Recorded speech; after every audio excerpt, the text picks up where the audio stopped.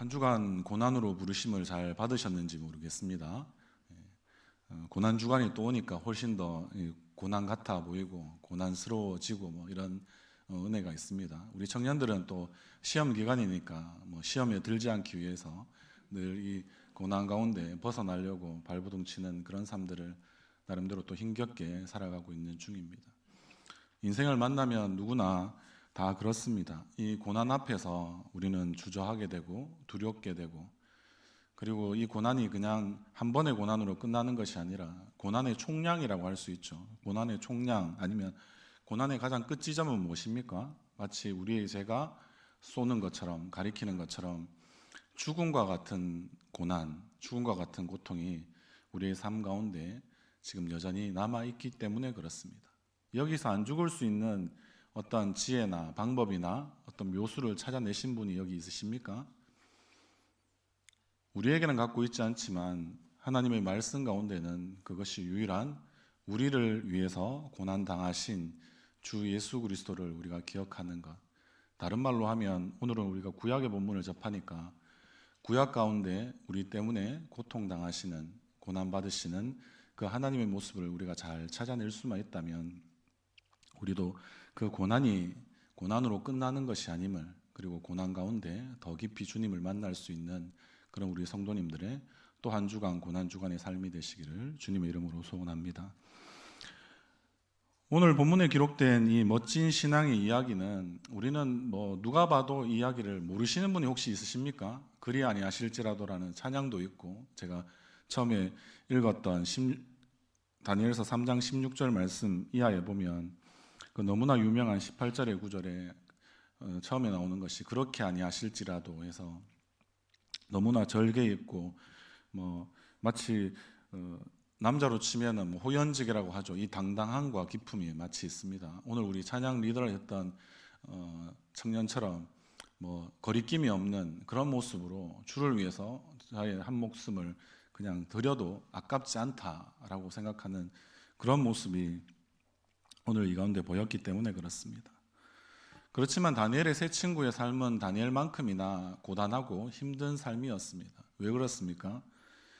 하나님이 이제 그들 눈에 완전히 안 보이는, 이제 성전도 없어지고, 그리고 자신의 민족의 이름도 지워져 버리고, 그리고 자신이 살았던 고국도 전부 황폐화되어서 마치 그 황무지와 같이 변한 그런 그 땅의 소식을 뒤로하고 그들은 수천 킬로를 끌려서 다시 이 바벨론이란 지역으로 그들은 끌려오게 됩니다. 그것도 어린 시절에 그렇게 됩니다. 그러나 하나님의 은혜 가운데 그들은 결국에는 잘 길러지는 은혜가 있습니다. 바벨론의 어떤 제도와 교육에 의해서 잘 양육된 이들은 결국에는 또 바벨론 지역에서 행정관의 역할을 하면서 어떤 한 지역들을 맡아서 잘 또 섬겨가는 그런 모습들을 그들 가운데 또한 보이기도 했었습니다. 그런 말들은 결국에는 느부갓네살 이 왕의 인정을 받은 사람들이 다니엘과 그의 세 친구들이었다라는 것을 볼 수 있습니다. 다니엘은 바벨론 전체를 다스리는 그런 지도자로, 그리고 세 친구는 바벨론의 지방을 다스리는 그런 지도자로 세워진다라는 것은 오늘 본문 가운데 읽지 않았지만 12절의 말씀에서 그렇게 이야기해주고 있습니다. 이것이 결국에는 본문의 배경이 되는 것입니다. 결국에는 남유다 지역에 속한 사람이었고 남유다 출신이었지만 결국에는 자신의 나라를 잃어버린 그런 만국의 슬픔을 지니고 그렇게 이 바벨론이라는 땅에 와서 이국 땅에서 살아가야 되는 그들의 삶, 여러 가지 생각이 아마 그들은 많이 들었을 것입니다. 그리고 여호와 하나님만이 유일하신 분이고 절대적이신 분이라고 여전히 믿고는 있지만, 그러나 우리의 나라와 이 민족에게 행해진 이런 죄와 심판과 이런 무수한 고난들의 모습들을 보면 그들의 삶은 지금은 뭐 한 지역을 맡은 지도자로서의 삶들을 다니엘의 세 친구들이 살아가지만, 그러나 그 삶이 결코 자신의 삶의 아니만 따지기에는 너무나 지금 힘겨운 그런 상황 앞에 그들은 놓여 있습니다. 그런데 그것으로 지금 그냥 끝나는 것이 아니다라고 이야기합니다. 오늘 본문에서 느부갓네살은 자신이 얼마나 위험 있는 왕인지, 그리고 우리의 제국이 얼마나 찬란하고 위대한 것인지 이런 것들을 보여주고 싶어서 두라 평지에 높이가 한 27m 되니까 아파트 높이로 치면 꽤나 높지 않겠습니까? 오늘 군대 가는 친구도 있으니까 우리가 가장 두려운 훈련 중에 하나를 받는 것이 10m에서 헬기 레펠 훈련처럼 밑으로 줄 하나에 자신의 다리를 꼬아서 그렇게 밑으로 내려오는 그런 훈련들을 나중에는 해야 되는데 10m만 넘어가도 인간이 극도의 공포를 느끼는데 10m 이상 어차피 넘어가니까 20m가 되든 30m가 되든 두려운 것은 마찬가지겠죠. 어쨌든 그러한 커다란 신상을 보게 되는 것입니다. 넓이로는 한 3m 가까이 되고 하니까 거대한 금신상을 하나 세워놓고 그것을 이제 잘 지었기 때문에 결국에는 준공식까지 벌이게 되고, 그리고 이것을 그냥 하면 자신의 체신에 맞지 않을까 싶어서 자신의 위엄과 위대함에 걸맞게 결국에는 제국 내 모든 귀족과 지방에 있었던 이 방백들, 다니엘 이 세 친구도 포함되겠죠. 그래서 여기에 다 불러 모아서 결국에는 이 금신상 앞에 결국에는 절을 하게 만듭니다. 그런데 이 다니엘의 세 친구가 이러한 이 좋은 마치 그 잔치와 같은 이런 놀라운 시간에 그들 다니엘의 세 친구는 금신상에 지금 절하기를 거부하고 있는 것입니다. 여기서 우리는 또 한 번씩 성경 공부를 하시는 분들은 재밌는 질문을 한 번씩 합니다. 다니엘은 어디 있느냐라고 막 이야기하는데 다니엘은 어디쯤에는 있을 것인데 아마 보통 전체를 다스리는 그런 지도자로서 역할들을 감당했으니까 업무도 바빴을 것이다 라고 누구는 이야기하고, 그리고 아마 왕이 있었던 궁정에 같이 있지 않았나 라고 그렇게 이야기합니다. 물론 이 왕이 지금은 나와서 잔치를 배설하니까 따라 나올 수도 있지만 이번에는 다니엘서 1장에 나오는 다니엘에 주목하기보다는 다니엘과 함께 뜻을 나누었던 다니엘의 세 친구가 과연 어떤 선택과 결정을 그들에게 주어진 이 가장 고통스러운 그리고 고난스러운 이 장면 앞에서 그들이 할 것인가, 이것들을 주목해 보는 것이 좋을 것 같습니다. 우리 16절과 18절의 말씀도까지 같이 한번 더 읽도록 하겠습니다. 사드락과 왕에게 대답하여 이르되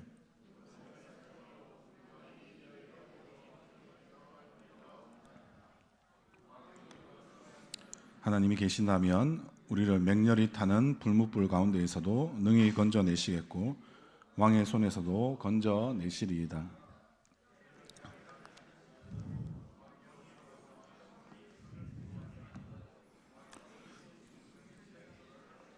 안녕할 줄을 아옵소서.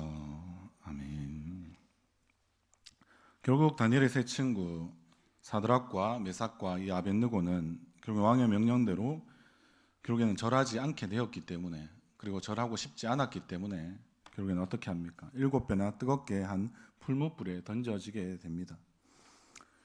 우리가 잘 아는 쓰레기 소각장이나 이런 곳은 이제 불을 태워서 우리 쓰레기를 많이 처리하기도 하죠. 거기 온도가 한 섭씨 800도쯤 된다고 합니다. 그리고 최근에 일어났던 이 산불이 가장 불꽃이 세어지고 할 때, 그때 이 산불은 진화하기가 어려웠지 않습니까? 바람 때문이기도 하지만 그 산불 자체의 온도가 한 1200도씨쯤 된다고 이야기합니다. 그런데 오늘 이 바벨론에 지금 있었던 이 풀무불은 결국에는 한 보통 1000도씨가 넘는 것이다 라고 이야기합니다. 그래서 이것은 마치 우리로 치면은 용광로와 같은 온도가 아닌가라고 생각하는데, 이것을 풀무불을 설치한 이유는 결국에는 바벨론의 이 신, 그리고 바벨론의 신의 아들에 좀 해당하는 거의 신과 같은 급인 이 느부갓네살 왕을 결국에는 모독한 자를 태워 죽이는 용도로 많이 사용되었다라고 합니다. 어쨌든 이 세 젊은이가 불 속에 들어간 뒤에 그 안을 지켜보던 느부갓네살은 놀라움과 지금 두려움 가운데 사로잡히게 되는데요. 25절의 말씀도 우리가 같이 한번 더 읽어보겠습니다. 왕이 또 말하여 이르되 내가 보니 결박되지 아니한 불 가운데 다니는데 상하지도 아니하였고 또 넷째 모양은 신들 아들과 같도다 하고, 이 느부갓네살이 가만히 그 풀무불 안으로 들어갔던 사드락과 메삭과 아벳느고를 지켜보는데 그들이 존재가 소실되는 것처럼 완전히 사라지지 않고 그 불 가운데 뭔가 이렇게 보이는데 그것이 사람의 모양인데 3명이 아니라 4명처럼 지금 보였기 때문에 이런 말씀이 기록되어져 있는 겁니다. 네 사람은 결국에는 결박되지 않은 채 마치 걸어 다니고 있었고 털끝 하나 상한 것이 없는 그런 모습들을 보여줬다라고 이야기합니다. 그리고 특별히 들어갔던 세 사람 말고 또 느부갓네살이 발견한 그 한 사람, 네 번째 사람은 신들의 아들과 같았다라고 이야기합니다.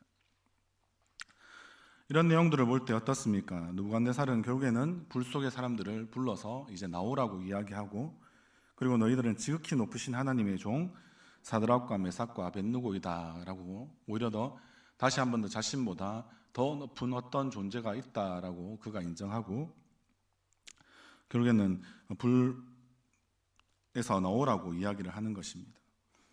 느부갓네살 왕은 결국에는 자신보다 더 높으신 어떠한 존재, 쉽게 이야기하면 우리가 지금도 믿고 구약의 성경 가운데서도 자신의 나라와 민족을 버리신 듯하지만, 그러나 그 나라와 민족을 위해서 어떤 의미에서는 더 수고하기를 마다치 않은 그 살아계신 하나님의 존재를 마치 알게 되었다라는 것이 느부갓네살의 지금 이야기인 것입니다. 그리고 이 이야기의 마지막 부분들은 결국에는 사드락과 메삭과 아벳느고의 하나님을 느부갓네살이 결국에는 찬양을 하는 것이고요. 그리고 그 하나님을 거스려 말하지 않도록 바벨론 제국 전체에 결국에는 조소를 내리게 되고, 결국에는 사드락과 메삭과 아벳느고를 더욱더 높여주는 것으로 이야기가 끝이 납니다. 이야기의 시작과 결말은 말씀드린 대로 너무나 우리가 잘 주일학교 때 배웠던 내용이라서 잘 알고 있습니다. 그러면 이 이야기의 핵심은 여러분들은 뭐라고 생각하고 지금도 이해하고 있습니까? 어떠한 고난이 닥쳐도 잘 버티고 견뎌내면 결국엔 그것에서 하나님께서 우리를 구원하시는 그런 이야기다라고 여러분들은 쉽게 우리는 그렇게 생각하지 않습니까? 그래서 풀무불에 단련되는 연단되는 그런 믿음을 다니엘의 세 친구처럼 가지고 우리는 풀무불과 같은 세상 가운데 우리는 잘 버티고 이겨내야 된다, 이렇게 적용할 수도 있습니다. 그런데 우리의 교회사는 그렇게 이야기하기에는 그렇지 않은 사람들이 너무나 많다는 것입니다. 다니엘의 세 친구와 같은 믿음 있는 사람들도 결국에는 어떻게 되었습니까? 교회 역사 가운데는 화영장에 그냥 이슬로, 쉽게 이야기해서 화영장에서 불태워서 죽어간 그런 불무불 속에서 순교한 많은 사람들이 있었습니다. 종교개혁의 시작점 이전에 그로부터 종교개혁이 완전히 시작하기 전 한 100년 전쯤에 영국의 위클리프라는 사람은 영어로, 쉽게 이야기해서 자국어로 성경을 만들어내었기 때문에 그는 이단으로 취급받고, 결국에는 나중에 마치 부관참시라고 하여서 그의 어떤 무덤에서 그를 다시 꺼내어서 왕이 다시 한 번 더 죽여버리는 그런 끔찍한 일을 당하기도 하였고요. 그리고 우리 청년들이 유럽 여행을 많이 간다, 제가 아까 군대 갔다 오면 그런 계획들을 많이 세운다 했는데, 체코라는 곳에 가면 종교개혁의 위클리프와 같은 시대를 살았던 얀 후스라고 이야기하는 사람이 있습니다. 그 사람도 똑같이 교황의 잘못에 대해서 비난하고, 그리고 체코에 대한 어떤 성경을 만들어내려고 하던 그런 모습들을 보이면서 결국에는 그도 똑같이 많은 자기의 신앙과 달리했던 그러한 그 로마 가톨릭의 박해를 받게 되고, 그는 잡혀서 결국에는 그 화형을 당하게 되는 그런 일도 겪었습니다. 쉽게 이야기해서 그런 구체적인 인물들을 제가 위클리프나 야누스를 언급한 이유는 무엇입니까? 진리를 따라서 살고자 하는 자는 여전히 고난을 당하게 되고요. 그리고 고난을 당하게 되는데 하나님이 그 고난 속에서 그 화형당하는 그곳에서 지금 다니엘의 세 친구처럼 그렇게 구해주지 않는 경우도 있기 때문에 교회사는 그러면 이런 화형당한 이 순교자들의 삶을 우리는 어떻게 이해하고 받아들여야 되나, 우리는 또 물어볼 수 있어야 하는 것입니다. 왜 하나님은 이 세 젊은이를 구해주신 것처럼 그들을 좀 더 멋지게 구하실 수 있는 능력이 없으신 분이 우리는 아니라고 믿고 있지 않습니까? 그럼 그들이 가진 어떤 믿음의 문제라고 보기에는 그것은 아니다라고 우리는 이야기할 수밖에 없다라는 것입니다. 그럼 이 이야기를 통해서 하나님께서 우리에게 주시는 교훈은 무엇인가 우리가 다시 물어보면, 이 세 친구가 느부갓네살에게 지금 이야기하고 있는 그 말에서부터 우리는 그 해석의 열쇠를 한번 찾아볼 필요가 있습니다. 우리 17절의 말씀 한번 같이 읽도록 하겠습니다. 왕이여, 우리가 섬기는 하나님이 계신다면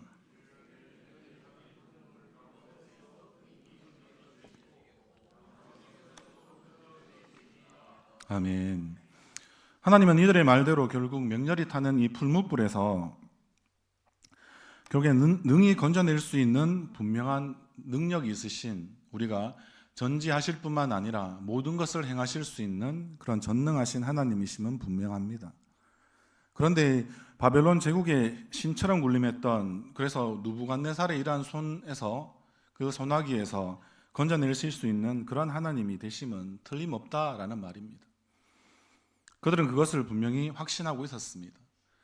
다니엘의 세 친구는 분명히 하나님의 능력을 확신했지만, 그러나 그들이 확신하지 못한 부분이 있는데요, 그것은 우리 18절 말씀을 한번 읽어보겠습니다. 그렇게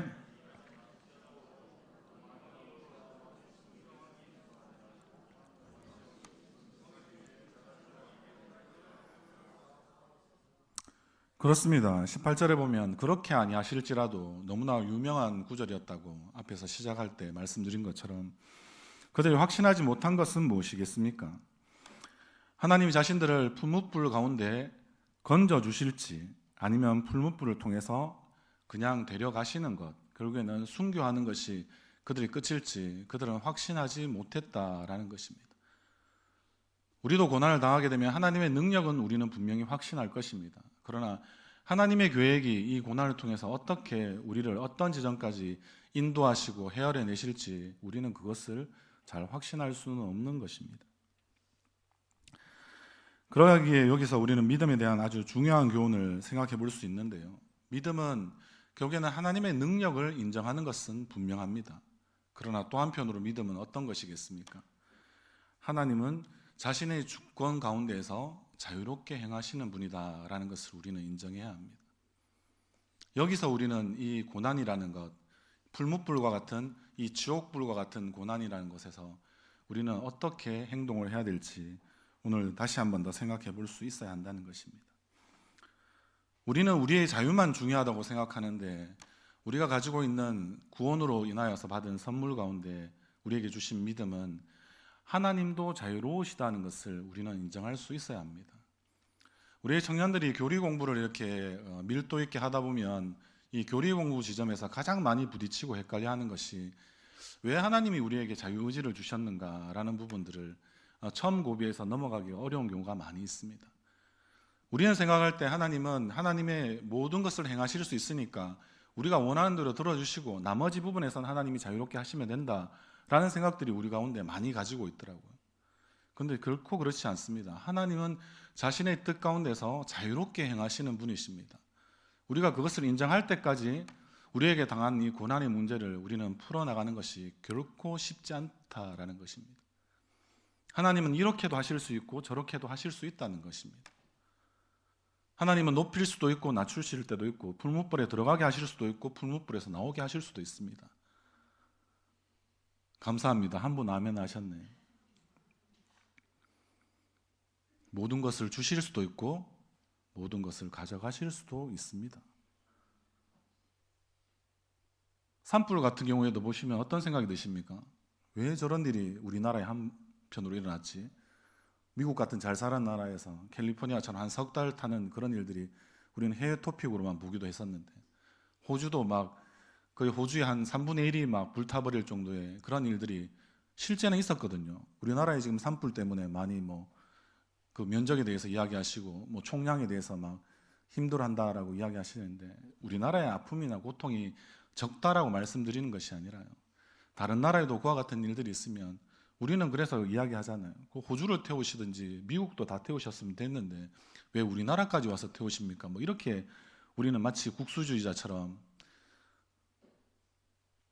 그렇게 생각하면서 우리가 우리나라 것만, 우리 민족만, 우리나라의 살림만 소중합니까? 하나님 앞에서는 모든 살림이, 모든 피조물이, 모든 만물이 하나님이 지으셨기에 소중한 것입니다.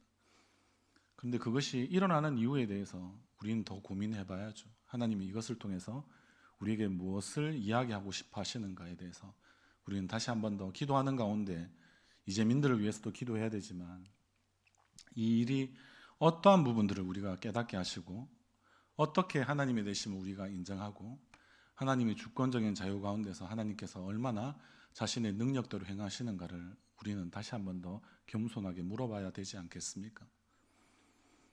우리의 모습들이 결국에는 이 부분에서 좀 더 새로워지고 좀 더 우리가 높아질 수 있는 그런 은혜가 있기를 간절히 소원합니다.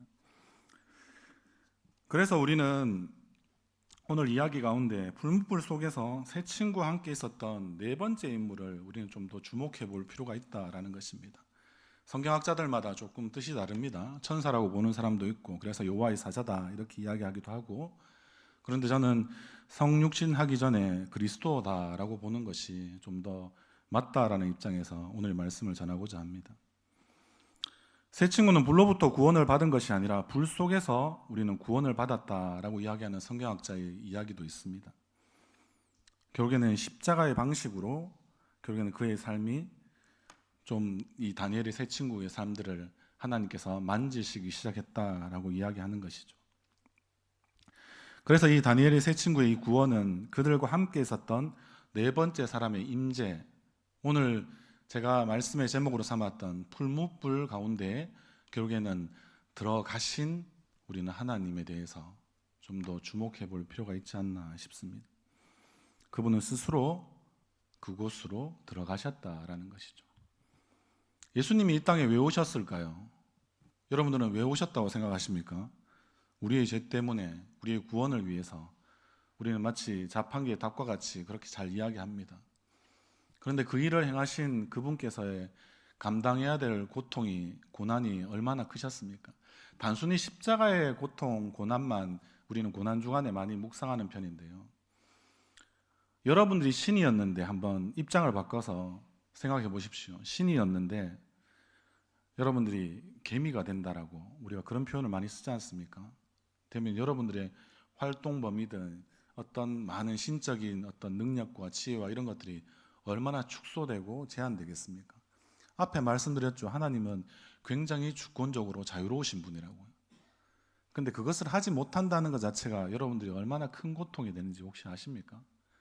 여기서 한번 10년 정도 나는 갇혀서 생활하고 싶다. 혹시 나는 집순이하고 집돌이니까 나는 집에서 계속 있고 싶다. 이런 청년들도 한 번씩 있을 수도 있고요. 저도 약간 집에 있는 걸 그냥 좋아하는 사람이고 그냥 가만히 있는 걸 좋아하는 사람이라서 그런 것이 좋다 싶지만 여러분들 그게 1년이 지나고 2년이 지나고 3년이 지나고 10년쯤 지나면 여러분들의 자유가 한없이 제한되거든요. 그건 엄청난 고통이 뒤따르는 겁니다. 우리가 무인도에 표류하는 그런 사람들의 많은 이야기를 문학 작품을 통해서 보지 않습니까? 그들이 견디지 못하는 것이 결국에는 외로움이기도 하고 더 이상 할 수 없는 그런 축소되어 있고 제한되어 버린 그런 자유함을 누리지 못하기 때문에 인간다운 삶마저 위태로울 지경에 이르는 그런 모습들을 많이 보이거든요.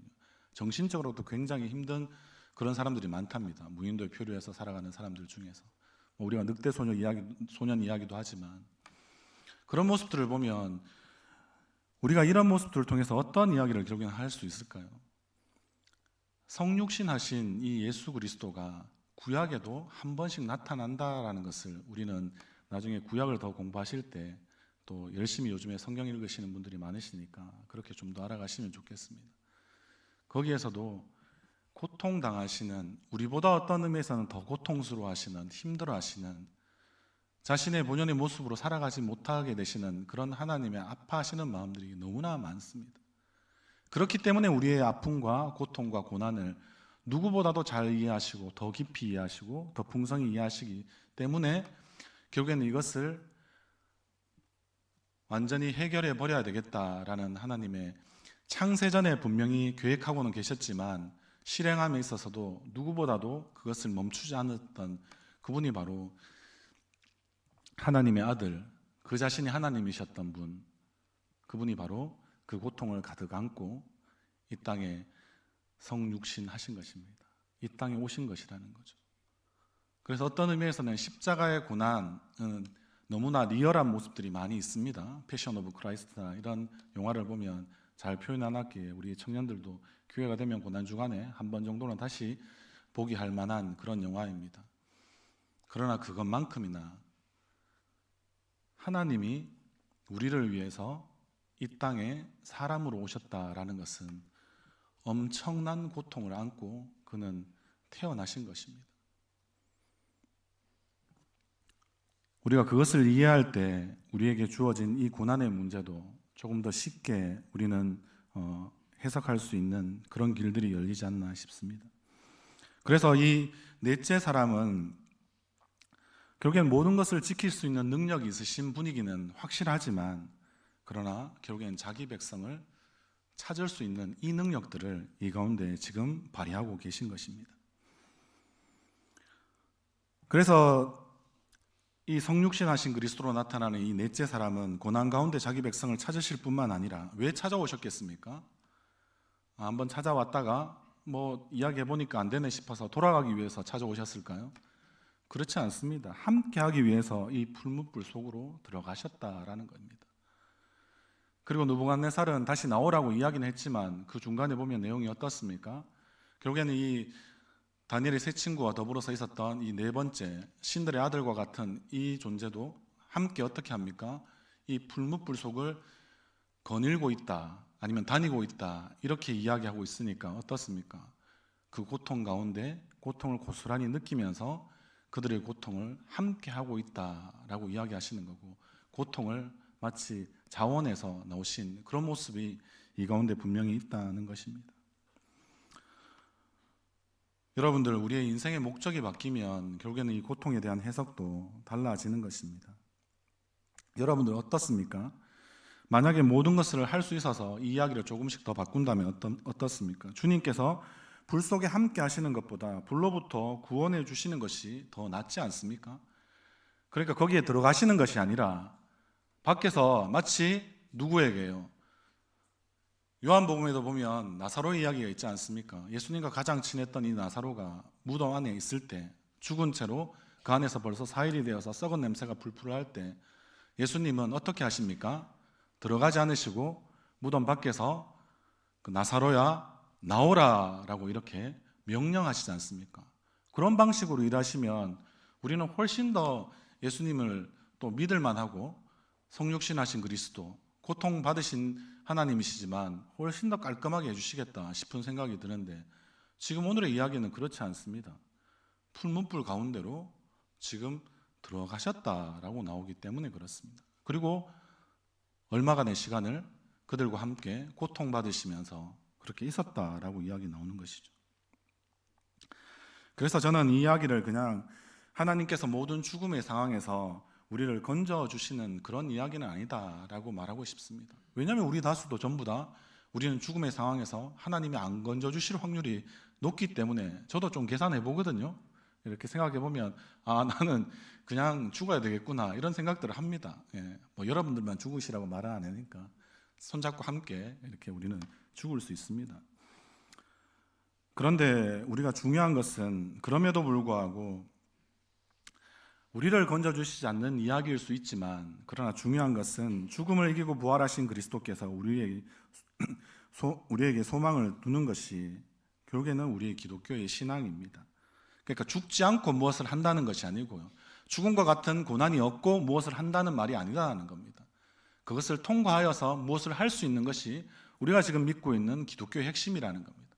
우리가 고난주간이 지나면 바로 부활절에 우리는 더 높은 목소리를 높여서 세상 가운데 다시 사신 예수를 찬양할 것입니다.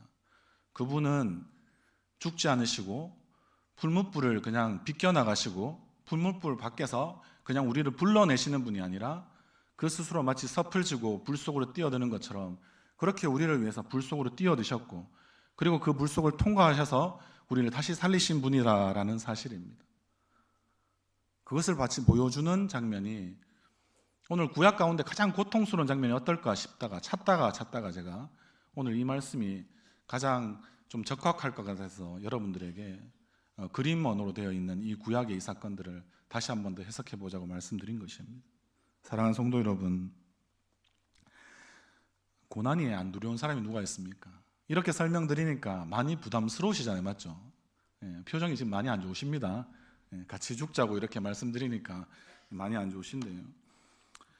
그런데 여러분들, 우리는 고난은 아무 의미도 없고 그냥 불행할 뿐이다라고 자꾸 이야기하는 세상의 소리에 우리가 귀를 기울이지 말고, 우리는 고난을 통과해야 되는 과정이다라고 우리가 깊이 받아들일 수 있으시기를 바랍니다. 그러면 우리의 삶의 의미를, 그리고 그 가운데 있는 우리의 개인의 자유에 대해서도 우리가 어떤 모습으로 다시 한 번 더 주님 주신 기쁨 가운데 우리가 자유와 행복을 누릴 수 있을지 더 고민하게 되고 이것을 유익하게 누리실 줄 믿습니다. 고난은 그저 성가신 것이 아닙니다. 피할 수 있으면 피해야 되는 것도 아닙니다. 그냥 고난이 오면 고난을 받아야 하는 이유에 대해서 겸손하게 하나님 앞에 더 물어보실 수 있는 우리 성도님들이 되시기를 바랍니다. 그러면 우리보다 더 아파하시고 더 고난 당하신 그분께서 우리의 손을 잡고 고난 속에서도 어떻게 하실까요? 헤아려 주시고 우리를 끊임없이 인도해 주실 것입니다. 우리는 그러한 고난 가운데 계신 주님을 더 깊이 신뢰할 수 있는 삶이 우리 가운데 열리게 되는 것입니다. 사랑하는 성도 여러분, 어떻게 하면 고생 안 하고 살까? 그런데 그렇지 않습니다. 결국에는 우리는 고난으로 빚어질 수밖에 없는 우리들의 모습입니다. 그리스도를 닮아서 거룩하게 되고 싶다. 우리는 높은 목표를 갖고 있습니다. 예수님을 따르는 정도가 아니라 하나님의 형상으로 지원받았으니까 하나님의 형상으로 회복되어질 때 우리에게는 무엇이 있어야 될까요? 그런 고난의 흔적이 있어야 합니다. 예수님도 결국에는 부활하시고 승천하셨을 때 그의 모습에 대해서 사도 요한은 어떻게 기록해 놓았습니까? 죽임 당하신 어린 양이다 라고 분명히 이야기하지 않습니까? 고난 당하신 어린 양이시다, 고난 당하신 하나님이시다 라고 말씀하고 있지 않습니까?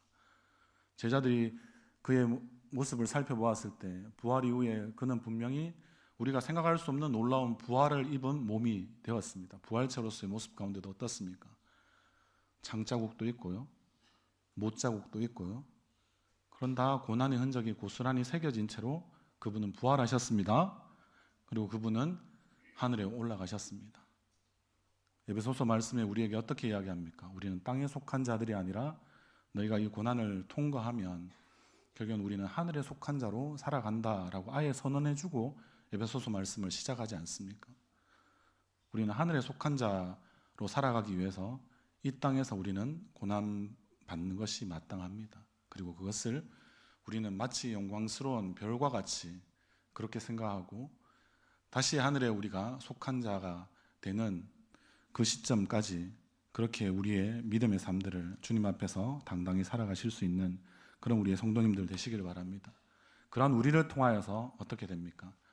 하늘의 뜻이 이 땅에 펼쳐지게 되고 하늘에 속한 자로 살아가는, 고난을 짊어지지만 그러나 하나님의 뜻을 고스란히 펼쳐서 고난 당하신 그 주님을 따라서 그 주님과 함께 살아가는 우리의 모습을 통하여서 하나님의 나라가 이 땅 가운데 임하는 것을 우리는 결국 우리 스스로 보게 되고 서로가 보게 될 것이고, 그것을 더 간절히 소망하며 또 한 주간 고난 주간이지만 고난 당함이 우리에게 유익한 그런 삶들을 고난 당하신 주님과 함께 계속해서 살아나가시는 그러한 고난을 이긴다라는 저는 표현보다 고난을 통하여서 우리가 더 아름답게 하나님의 형상으로 그렇게 잘 빚어지시는 그런 우리의 빛나는 모습들 다 되시기를 주님의 이름으로 소원합니다.